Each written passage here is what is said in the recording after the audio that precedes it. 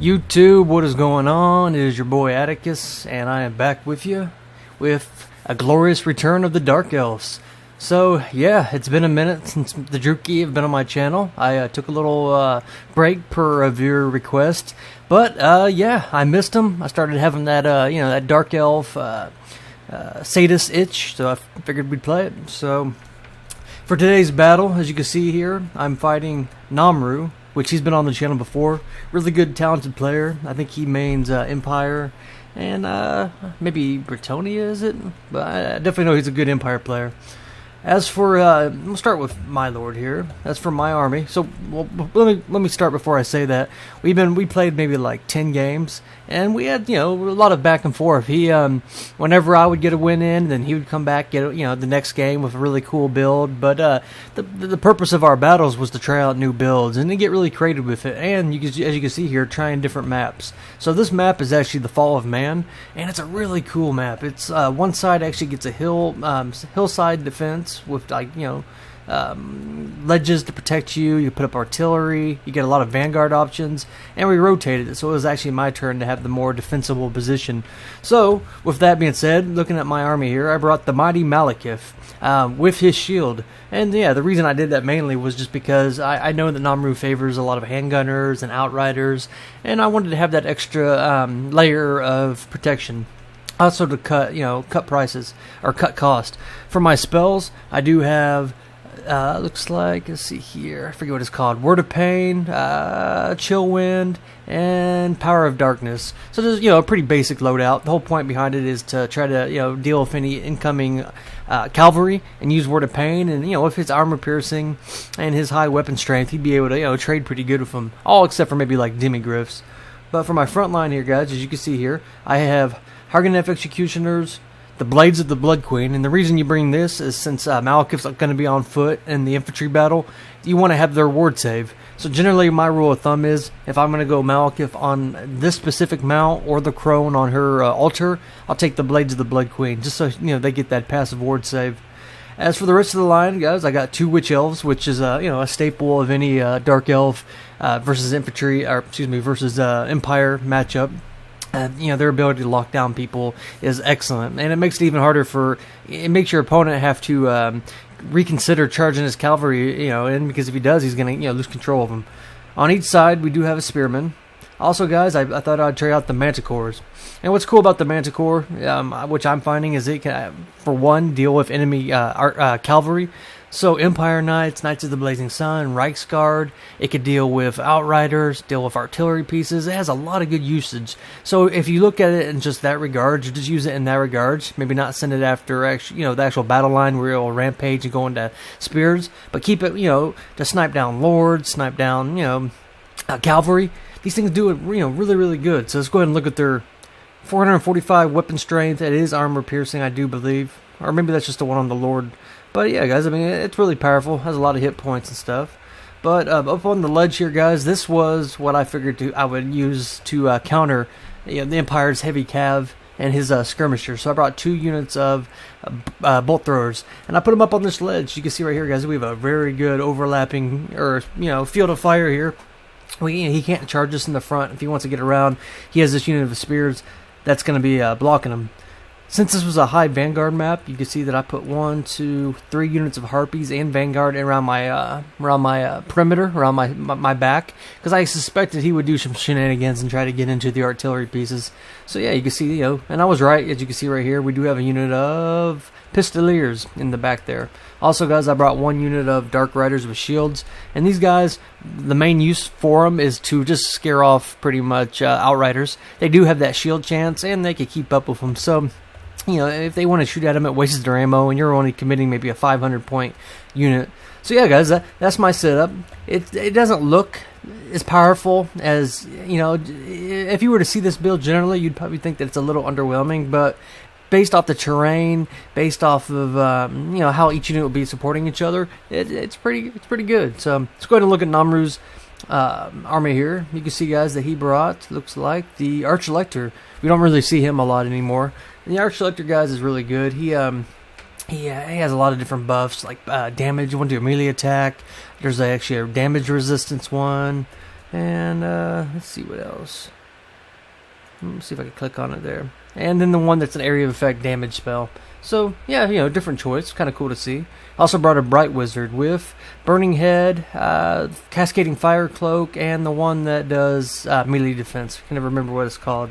So, yeah, pretty interesting. Oh, looks like we have a third Lord option here. And it looks like a Warrior Priest. And what's cool about the Warrior Priest, guys, is it gives, if he takes it, let's see if he did. No, it doesn't look like he did. But these guys have a passive fire aura that will give all your units fire damage. So if he was expecting harpies, or not, excuse me, hydras or things like that, these guys, any units that they surround will get that fire damage buff. So yeah, pretty interesting thematic, use of lords. Going with the Arch Dynasty or whatever. For his infantry contingent, he does have 1, 2, 3 units of spears. Assisted by some flagellants, and this is a really good choice or a really good pick, just because it holds up witch elves. Because generally, if I go like Sisters of Slaughter or witch elves, they excel at chewing through state troops and then getting into the back. But by having flagellants, units that are unbreakable, it holds up my my really powerful units, my sisters and Blackguard, and allows the archers here in the back to pepper down on them. So it kind of, it stops the steamroll, which you'll generally see just if a one-on-one infantry fight between these two factions. So good pick by Nomru. In the back here, guys, some crossbowmen, and these are really great for sisters and witch elves and pretty, all these low armored units that I'll have. Also, guys, they can hold their own against harpies as long as he protects them.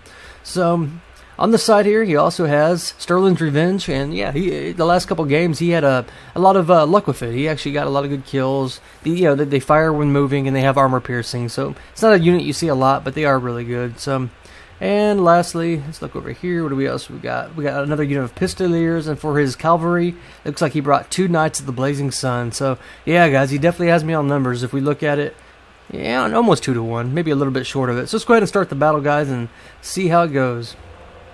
So, right off the bat, we're sizing each other up. I'm going to start focusing my Reaper Bolt Throwers on the Knights of the Blazing Sun, since those are the biggest threat. And what I generally do when I start a match is I'll look on the mini-map to see if I see anybody behind me, and then I'll respond with the Harpies, But these guys were hidden, so I didn't see them, so you can see I'm going to start drawing away some of my men.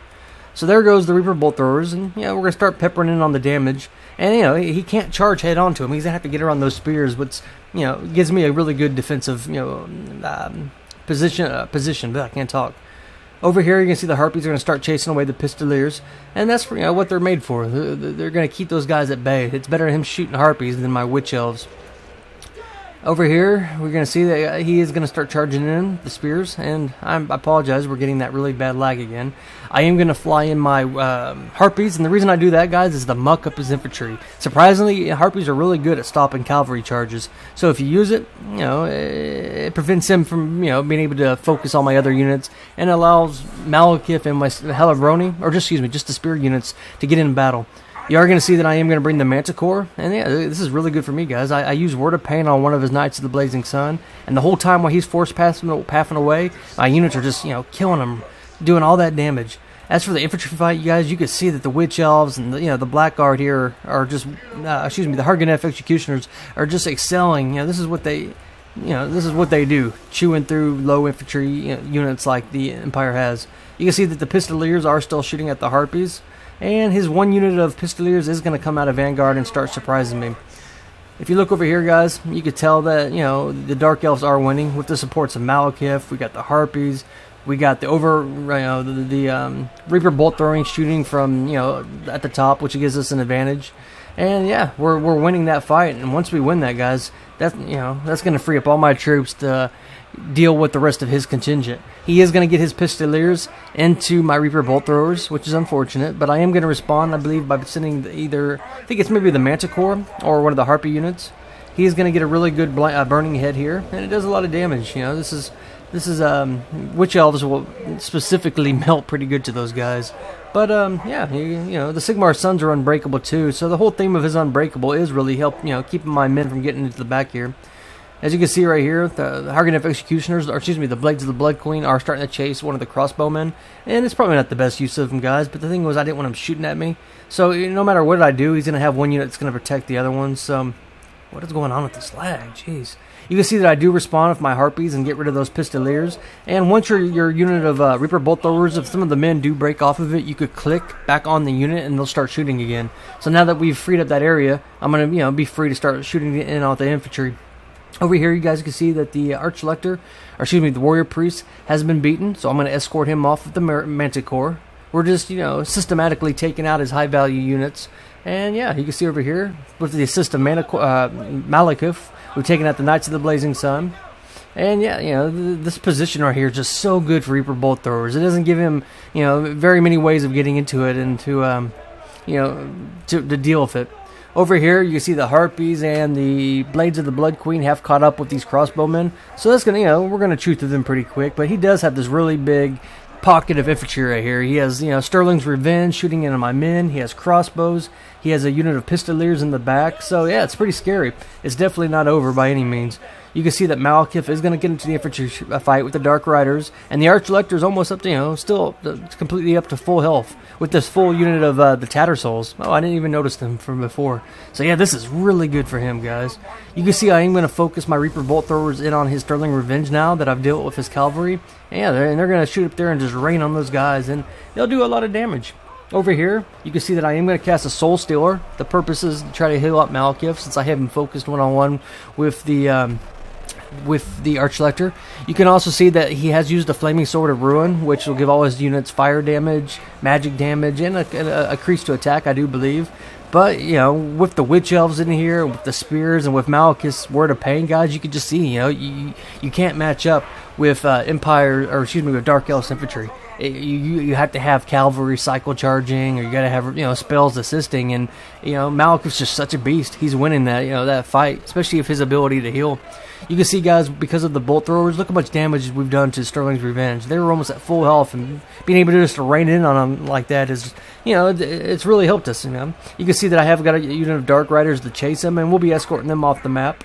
Over here, you can see my Blades of the Blood Queen are pretty much in a bad spot, between a rock and a hard place. Got crossbows at the back and Pistoliers at the front. But, I'm focused here on the main engagement. We have defeated the Arch-Lector, so Malekith is going to escort him off. And yeah, guys, that's pretty much game right here. You can see that his Bright Wizard did try to muck up my Reaper Bolt Throwers, but I am going to send the Manticore in to respond. And yeah, look how good the Manticore, how quick it deals with Lords and Magic Casters. So just remember that, guys. Manticores do have a use. Maybe don't send them into the main infantry fight to melt, but as long as you send them in on cavalry engagements, send them in on artillery pieces, archers, or even lords, that's what they're really good at. So I apologize for that lag. I'm currently trying to figure out why it's doing that. It's something to do with the recording software, but I hope it's not too distracting for you guys.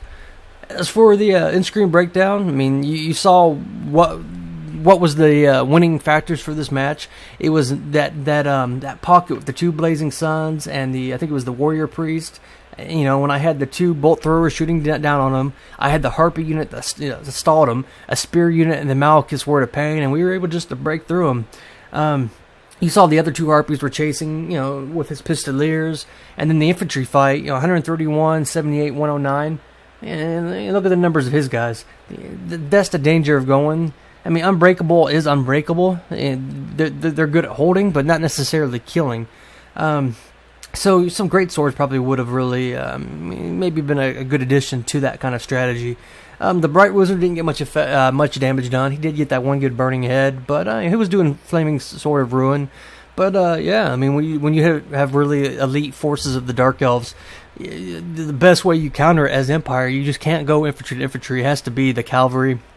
And, maybe Lord sniping and stuff. But, yeah, guys, this game was a good example of using the terrain to your advantage. And I really think those two Reaper Bolt Throwers, being up on that hill, was kind of a make-or-break situation. Because if I wouldn't have been able to deal with those Knights of the Blazing Sun, they could have just cycle-charged me to oblivion.